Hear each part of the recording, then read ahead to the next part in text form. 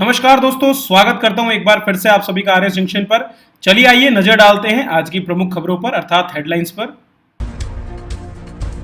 राज्य के अर्जुन अवार्डी खिलाड़ी गोपाल सैनी राष्ट्रीय खेल विश्वविद्यालय मणिपुर में सदस्य किए गए नियुक्त। स्टीपल चेज में 37 वर्षों तक रहा था राष्ट्रीय रिकॉर्ड कायम।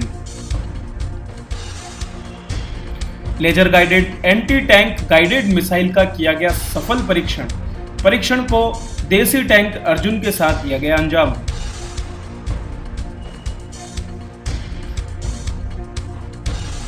विश्व की सबसे लंबी प्रस्तावित हाई एल्टीट्यूड शिकुल ला सुरंग के बनने से मनाली से लेकर के और कारगिल तक का मार्ग होगा 24 घंटे के लिए प्रशस्त।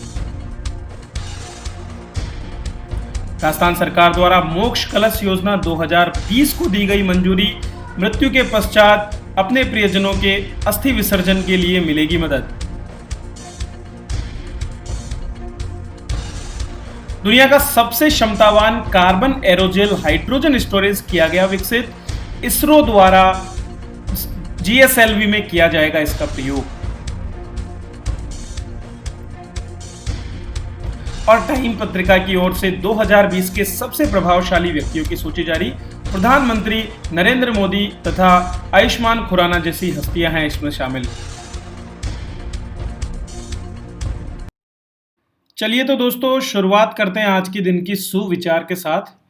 तो आज का जो सुविचार है वो यह है कि success is a lousy teacher, it seduces smart people into thinking they can't lose. अगर हिंदी में बोलूं तो सफलता एक घटिया शिक्षक है, यह लोगों में यह सोच विकसित कर देता है कि वो कभी असफल नहीं हो सकते। बिल गेट्स जो कि दुनिया के सबसे अमीर इंसान रहे हैं, उन्होंने ये बात कही है और निश्चित रूप से ये बात हर एक उस व्यक्ति पर लागू होती है जिसने जीवन में असफलता प्राप्त करने के बाद सफलता पाई है। क्योंकि दोस्तों जब आप असफल होते हैं तो आपका प्रदर्शन न केवल निखरता है बल्कि आप शायद अपनी पिछली सफलता से भी कई गुना उच्च स्थान को भी प्राप्त कर पाते हैं। तो अगर आप कभी किसी छोटी मोटी चुनौती से असफल हो गए हों तो ये ना सोचें कि आप असफल हो चुके हैं, क्योंकि हो सकता है आने वाले जीवन में एक बड़ी लक्ष्य तक पहुंचने की संभावनाएं उसमें छिपी हो। चलिए विस्तार से चर्चा करते हैं आज की हमारी सभी खबरों पर। हाल ही में राजस्थान के अर्जुन अवार्डी खिलाड़ी गोपाल सैनी को राष्ट्रीय खेल विश्वविद्यालय मणिपुर में सदस्य के रूप में नियुक्त किया गया है। गोपाल सैनी एक बेहतरीन धावक रहे हैं और उन्होंने ओलंपिक में भी हिस्सा लिया है। राष्ट्रीय खेल विश्वविद्यालय इम्फाल मणिपुर में उनका कार्यकाल 3 वर्ष के लिए रहेगा। इन 3 वर्षों के दौरान वे यहाँ खेल योजनाएं बनाने में अपना योगदान देंगे। मणिपुर खेल विश्वविद्यालय की अगर हम बात करें तो इसका उद्घाटन 16 मार्च 2018 को किया गया था, जब राष्ट्रपति का एक अध्यादेश इसकी स्थापना के लिए जारी किया गया था। यह जो खेल विश्वविद्यालय है ये खेल और शारीरिक शिक्षा के क्षेत्र में भारत सरकार की ओर से स्थापित पहला केंद्रीय विश्वविद्यालय, अर्थात इससे पहले कोई केंद्रीय विश्वविद्यालय इस तरह से स्थापित नहीं किया गया था। अगर हम वर्तमान की बात करें तो भारत में Tamil Nadu physical education and sports university, इसके साथ ही गुजरात में स्वर्णिम गुजरात स्पोर्ट्स यूनिवर्सिटी और राजस्थान में राजस्थान क्रीड़ा विश्वविद्यालय जो कि झुंझुनू में है, ये 3 खेल विश्वविद्यालय या तो प्रस्तावित है या स्थापित किए जा चुके हैं। जबकि लक्ष्मीबाई राष्ट्रीय शारीरिक शिक्षा संस्थान एक डीम्ड यूनिवर्सिटी के रूप में है, लेकिन ये सभी राज्य स्तरीय और खेल स्तरीय केवल एकमात्र जो है वो मणिपुर विश्वविद्यालय, क्योंकि आपके स्पोर्ट्स एंड योगा में ये प्रश्न काफ़ी आते हैं, इसलिए मैं इन पर डिटेल में चर्चा कर रहा हूँ। सैनी की अगर हम बात करें तो उन्होंने 1980 में सोवियत संघ में हुए 22वें ओलंपिक में भारत का 5000 मीटर रेस में प्रतिनिधित्व किया था, जबकि जो राष्ट्रीय रिकॉर्ड उन्होंने बनाया वो 3000 मीटर स्टीपल चेज में बनाया था, जो 5 जून 1981 को टोक्यो जापान में बनाया गया। 37 साल तक ये बरकरार रहा और 2018 में अविनाश सबाले नामक के खिलाड़ी द्वारा इस रिकॉर्ड को तोड़ा गया। इनके इसी रिकॉर्ड की वजह से इन्हें 1981 में अर्जुन अवार्ड से भी सम्मानित किया गया था। चलिए आगे बढ़ते हैं और बात करते हैं आज की अगली खबर की, जो जुड़ी है हमारी सैन्य क्षमता में वृद्धि के साथ। तो laser guided anti tank guided missile का जो है परीक्षण यहाँ पर किया गया है और इसको अर्जुन टैंक के साथ में किया गया। तो 22 सितंबर 2020 को अहमदनगर में महाराष्ट्र में KK range armoured corps centre and school में जो है MBT अर्जुन टैंक से इसकी जो है परीक्षण किया गया था। इन परीक्षणों में ATGM ने 3 किलोमीटर की दूरी पर स्थित लक्ष्य को निशाना बनाया और इस तरह से सफलतापूर्वक अपना जो परीक्षण है उसको पूरा किया। दोस्तों, इस तरह की जो गाइडेड मिसाइल होती है ये लेजर आधारित होती है, अर्थात एक लेजर बीम पर निशाना साधा जाता है लेजर बीम के द्वारा और उसी पर जाकर के ये टारगेट करती है। इसमें high speed expendable aerial target warhead का प्रयोग किया जाता है, जिसके जरिए विभिन्न प्रकार के explosive reactive armours protected vehicles जो होते हैं, अर्थात जिन पर किसी तरह के बम और इनका कोई प्रभाव नहीं पड़ता, उनको भी उड़ाने की क्षमता जो है इस टैंक में मानी जाती है, इस मिसाइल में मानी जाती है। दोस्तों, armament research and development establishment जो कि पुणे में स्थित है, उसने high energy material research laboratory Pune और instruments research and development establish Dehradun, ये जो 2 सैन्य निर्माण करने वाली जो संस्थान है, इनके साथ मिलकर के इस मिसाइल का विकास किया है। चलिए अगली खबर की बात करते हैं। दोस्तों, विश्व की सबसे लंबी हाई एल्टीट्यूड शिकुल्ला सुरंग का प्रस्ताव सरकार के द्वारा किया गया और इसके लिए विस्तृत परियोजना रिपोर्ट बनाने का कार्य चल रहा है। तो राष्ट्रीय राजमार्ग और अवसंरचना विकास निगम, जिसे शॉर्ट में हम NHIDCL कहते हैं, उसने इस 13.5 किलोमीटर की हाई एल्टीट्यूड मतलब ऐसा स्थान जो उच्च तुंगता वाला है, जो धरातल से काफ़ी अधिक ऊंचाई पर है, अमूमन 9000 फुट से अधिक की ऊंचाई जो होती है उसे हाई एल्टीट्यूड कहा जाता है। तो इस तरह के जो एक सुरंग है जो शिंकुल्ला में बनाई जाएगी, उसकी DPR रिपोर्ट के लिए हाल ही में कार्य शुरू हो गया है और ये केंद्र शासित प्रदेश लद्दाख और हिमाचल प्रदेश के लाहौल स्पीति के क्षेत्रों को जोड़ने का काम करेगी, जिससे जो हमारा मनाली कारगिल क्षेत्र जो है वो आपस में जुड़ जाएगा और इसमें सर्दियों के मौसम में भी निर्बाध रूप से जो है आवागमन जारी रहेगा। तो मनाली कारगिल राजमार्ग को पूरे वर्ष खुला रखने के लिए इसकी घोषणा की गई है।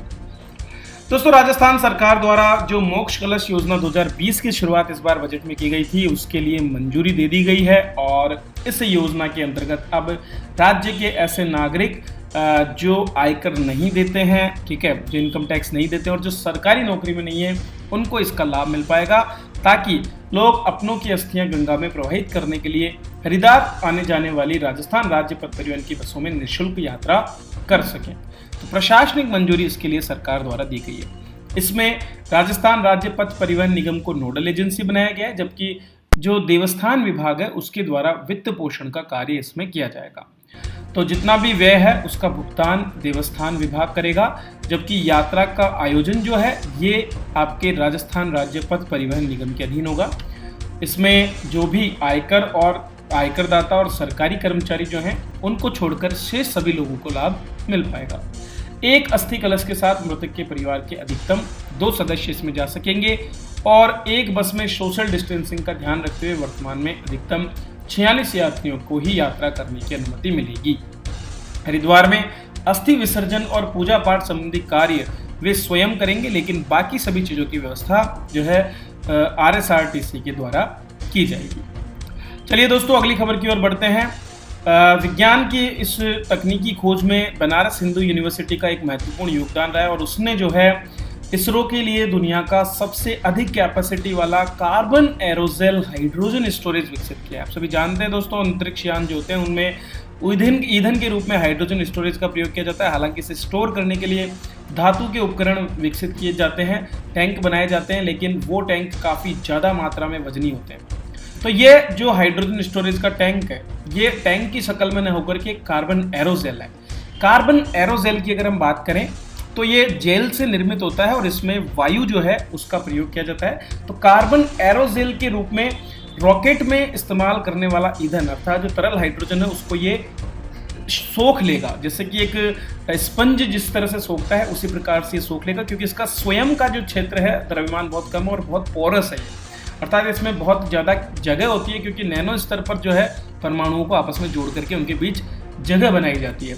तो इस तकनीक से क्या होगा, एक तो हमारे जो स्टोरेज होंगे उनका वजन कम हो जाएगा और ज़्यादा मात्रा में ये फ्यूल को इकट्ठा कर पाएगा, जिससे कि गति में जो हमारे रॉकेट है उनकी गति में और शक्ति में दोनों में ही वृद्धि हो पाएगी।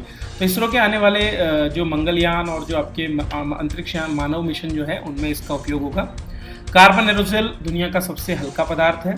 ये ट्राई इथाइल एमीन द्वारा तैयार एक कैटलाइज मटेरियल होता है और इसका प्रयोग जो है विभिन्न प्रकार के एप्लीकेशंस में होता है, जिसमें सुपर कैपेसिटर्स तक बनाने में भी इसका प्रयोग होता है। अब इसका उपयोग पहली बार लंबी दूरी के रॉकेट में क्रायोजेनिक इंजन के रूप में होगा। स्टारडस्ट नामक एक जो यान था, उसमें नासा द्वारा इसका प्रयोग जो प्रदूषित गैसें हैं उनको एब्जॉर्ब करने के लिए स्टारडस्ट की बाहरी सतह पर किया गया था। दोस्तों, क्रायोजेनिक इंजन में जैसा मैंने बताया धातु के टैंक का प्रयोग होता है और वो हाइड्रोजन को तरल अवस्था में रखता है, लेकिन यहाँ पर जो हमारा जो ये एरोजोल होगा ये इसे तरल अवस्था में न रख करके गैसीय अवस्था में रखेगा और उसे कैप्चर करके रखेगा नैनो लेवल पर, जिससे कि जब जरूरत पड़ेगी उतनी ही मात्रा में ईंधन को वो वहाँ पर रिलीज करेगा। तो तरल हाइड्रोजन को सोख करके ये कार्बन एरोजोल काम करेगा। दोस्तों, अगर एरोजोल की अगर हम बात करें तो ये एक सिंथेटिक झरझरी अल्ट्रालाइट मतलब जिसका वजन बहुत कम है, इस प्रकार की सामग्री होती है। जेल से प्राप्त किया जाता है और जेल का तरल घटक निकाल करके बीच की जो जगह होती है उसको गैस के रूप में बदल दिया जाता है। इससे कम घनत्व हो जाता है और कम तापीय चालकता रहती है। इसके साथ साथ ये इंसुलेटर का भी बेहतरीन रूप से काम करता है। इसे फ्रोजन स्मोक, सॉलिड एयर और ब्लू स्मोक जैसे नामों से जाना जाता है। इसका निर्माण सिलिका से भी होता है, कार्बन से भी होता है, मेटल ऑक्साइड से भी होता है और यहाँ तक कि जैविक तत्वों में एगर जो होता है उससे भी इसका निर्माण कई बार किया जाता है। चलिए आगे बढ़ते हैं और बात करते हैं आज की हमारी अंतिम खबर की। भारत के किस कलाकार को टाइम मैगजीन के 100 प्रभावशाली लोगों में सूची दी गई है? तो दोस्तों, यहाँ पर आयुष्मान खुराना आपका सही आंसर होगा। केवल आयुष्मान खुराना ही नहीं अपितु प्रधानमंत्री नरेंद्र मोदी, ठीक है, उन्हें भी इसमें जगह मिली है। तो टाइम्स मैगजीन ने साल 2020 की ये सूची जारी की। प्रधानमंत्री नरेंद्र मोदी के साथ अभिनेता आयुष्मान खुराना को 100 प्रभावशाली लोगों में जगह मिली। इसके अलावा शाहीन बाग में प्रदर्शनों को लेकर चर्चा में आई 85 साल की बिल्किस, जिन्हें लोग शाहीन बाग की दादी भी बुलाते हैं, उनको भी इसमें जगह दी गई है। इसके अलावा अंतर्राष्ट्रीय स्तर पर अगर हम बात करें तो दोस्तों, पिछले साल लंदन में एक मरीज को, जो कि दूसरा ऐसा मरीज था जिसे HIV से मुक्ति मिली, उसमें प्रोफेसर रविंद्र गुप्ता जो प्रमुख भूमिका में थे, उनको भी इसमें शामिल किया गया है। इसके अलावा जो सुंदर पिचई हैं उन्हें, और इसके साथ साथ कमला हैरिस, जिनका वर्तमान में चुनावों में काफ़ी बड़ा योगदान हम देख रहे हैं, उन दोनों को भी इस लिस्ट में सम्मिलित किया गया है। तो ये है टाइम पत्रिका के कुछ प्रभावशाली लोगों की सूची। तो देखा दोस्तों, ये थी हमारी कुछ आज के करंट अफेयर्स जो आपके लिए काफ़ी इंपॉर्टेंट हो सकते हैं। चलिए आगे बढ़ने से पहले मैं छोड़ चलता हूँ आप सभी को गीता के ज्ञान के साथ, जिससे आप पॉजिटिव होकर के मेहनत करें और अपने लक्ष्य को हासिल करें। धन्यवाद। जय श्री कृष्णा। दोस्तों, गीता ज्ञान में आज अध्याय 5 के श्लोक 26 में मैं आप सभी का स्वागत करता हूँ। आज का जो श्लोक है वो कुछ इस प्रकार है। काम क्रोध वियुक्तात्नाम यति नाम यत चेतसाम अभितो ब्रह्म निर्वाणम वर्तते विदितात्मनाम। अर्थात विदित आत्मनाम का मतलब है जो लोग जानते हैं, ठीक है। विदित आत्मनाम, काम क्रोध वियुक्ता नाम, काम और क्रोध जैसी जो अज्ञान की वजह से जो उत्पत्ति होती है उससे जो वियुक्त है, वियुक्त मतलब जो युक्त नहीं है, जो उससे मुक्त है, तो काम और क्रोध से जो मुक्त है। यतीनाम मतलब जिन्होंने अपने मन को जीत लिया है। और यत चेतसाम अर्थात हमारे अंदर जो चैतन्य है उस चैतन्य स्वरूप का साक्षात्कार हमने कर लिया है। तो ऐसे लोग जो काम और क्रोध से वियुक्त हैं, जिन्होंने अपने मन पर विजय प्राप्त कर ली है और जो अपनी ही चेतना अर्थात अपने अंदर स्थित उस स्वरूप का साक्षात्कार कर चुके हैं, उन्हें कहा है अभितो ब्रह्म निर्वाणम वर्तते विदितात्मनाम। ऐसे लोगों को ही जो है क्या कहा जाता है? निर्वाण ब्रह्म परिपूर्ण। अभितो मतलब यहाँ दोनों के लिए कहा जा रहा है, चाहे आप अपना जीवन रहते हुए हो चाहे जीवन को छोड़ने के बाद, दोनों ही स्थिति में जो है ऐसे लोग ब्रह्म से परिपूर्ण होते हैं। अर्थात चूंकि ब्रह्म तो हम में सदैव स्थित है, लेकिन ज्ञान होने की वजह से उन्हें ब्रह्म परिपूर्ण कहा गया है। तो ये है दोस्तों आज का अध्याय 5 का श्लोक 26, जो कि काम और क्रोध से विलग होने की बात कहता है, अपने आत्म साक्षात्कार की बात कहता है और जीवन में समस्त प्राणियों के कल्याण की बात भी कहता है। चलिए तो मिलेंगे अगली कक्षा में, तब तक आप सभी का बहुत बहुत धन्यवाद।